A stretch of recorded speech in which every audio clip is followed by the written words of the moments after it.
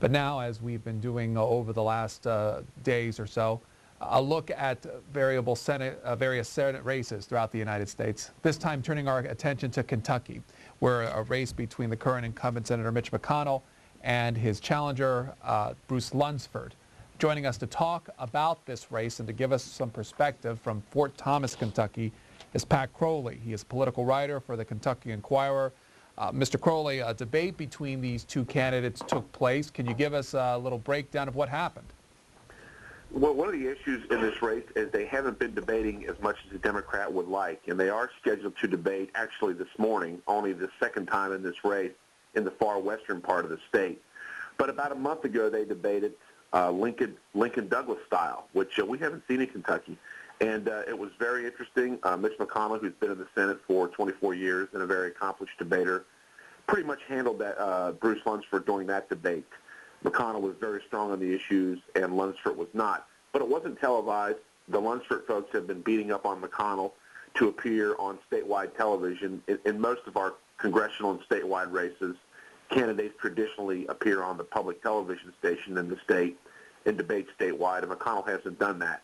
But they are talking this morning down in West Kentucky, and we're also going to see President Clinton in the state tomorrow campaigning for Bruce Lunsford. The Lexington Herald-Leader this morning has a poll. It shows 47% support for Mitch McConnell, 43% support for Bruce Lunsford, and a 10% undecided factor.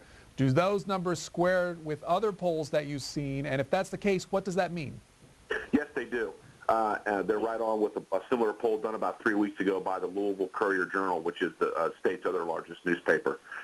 I think you're seeing a lot of Bruce Lunsford is not a beloved person among the electorate or among the Democrats in this state. He ran twice for governor in Democratic primaries, failed to crack 30%.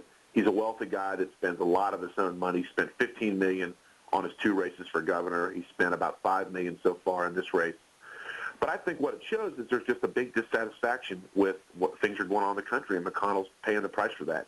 Not only is he a Republican, but he's a Senate Republican leader, and he has been close to the administration. You're seeing a ton of outside groups come in here and pour money into this race. There are 2 groups right now. The Democratic Senate Committee is running an ad, as well as a group that Campaign Money Watch that also is spending about $400,000 on ads right now, attacking McConnell. He said all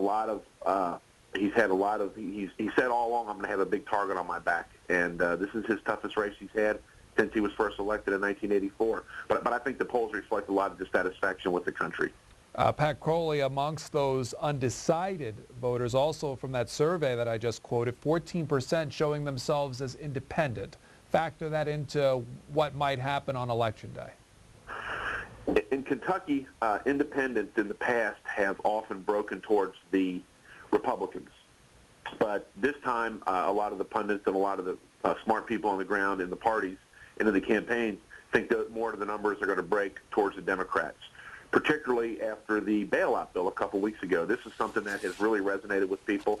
You know, it's funny. In our governor's race last year, we heard a lot about immigration, and we haven't heard anything about that nationally as well as in Kentucky. This bailout really has a lot of the hard conservatives, the hard fiscal conservatives, and a lot of the what I'm going to call the anti-government crowd, which you have huge pockets of, or significant pockets of in Kentucky. And I think this time you're going to see those undecideds break more towards the Democrats. Some of the polling the parties have done and some of the individual candidates have done have shown that trend. Nothing that's you'd want to put any hard number on right now, but the trending seems to be that the Dems are going to, or the independents are going to break towards Lunsford, at least more than in the past.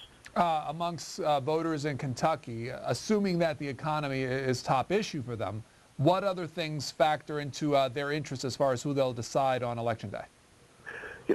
A big part of it is I think that they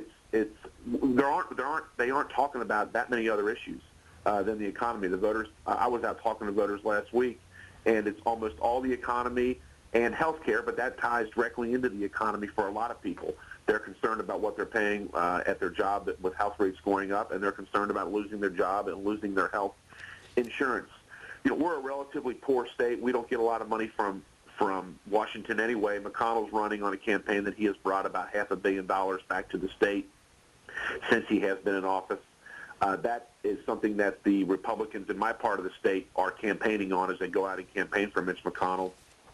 But you're going to hear about the economy. We're hearing about the bailout.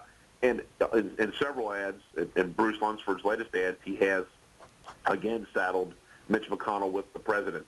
And while George Bush, this has been a solid red state, he is very unpopular here, as he is in many other places across the country. And I think those are the two overriding issues. They're really not talking about, you don't hear much about the war in Iraq. You don't hear about the social issues that have dominated Kentucky politics in the last 10 years, abortion, gay marriage, stem cell research, even NRA issues and gun issues.